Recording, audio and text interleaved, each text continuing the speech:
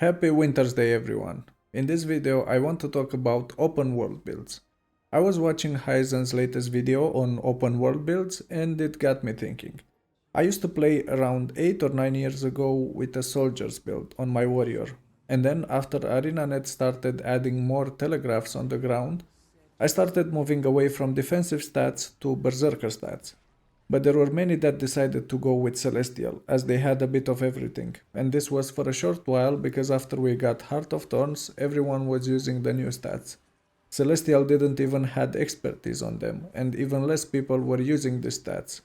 And after I got my first Ascended set, I never switched to other stats because of how expensive it was. So I got used to playing the DPS build in open world. There were a lot of people for events at any time, and this also helped with the DPS only gear. And don't get me wrong, there are still a lot of people around, but back then we only had the core map. Now we have 4 expansions with living world maps too, so everyone is more spread out. So there is a higher chance you'll run in content that is harder to compete solo. And this also creates a demand for builds that can solo champions, especially if you want to spend some time in Heart of Thorns. In my case, I would always do most of the content solo with a DPS build, and if I run into something like a hero point with a champion or too many mobs around, I would wait 2 or 3 people to show up and complete it with them. But with some specs, this was also a problem in story content. More specifically, expansion story or living world story, where the enemies hit harder if you do not pay attention, and you actually need to change to a more defensive playstyle. I remember playing on my Weaver and trying to do Living World Season 4 and failing miserably, and then switching to a sturdier class.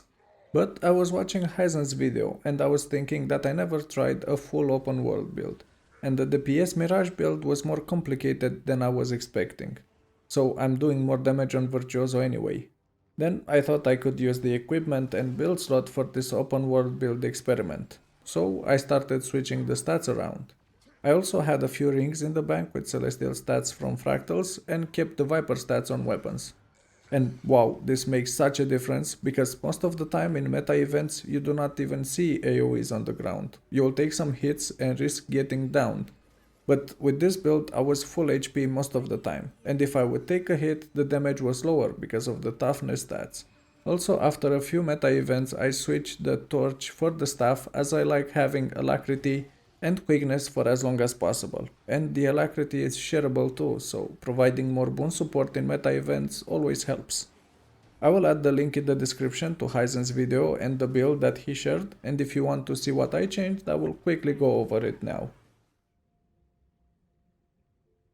The armor is full Celestial with Rune of the Trapper, the weapons are Celestial Dagger with Sigil of Strength and Viper Pistol with Sigil of Energy, and staff with sigils of bursting and energy, as I already had them from the DPS build.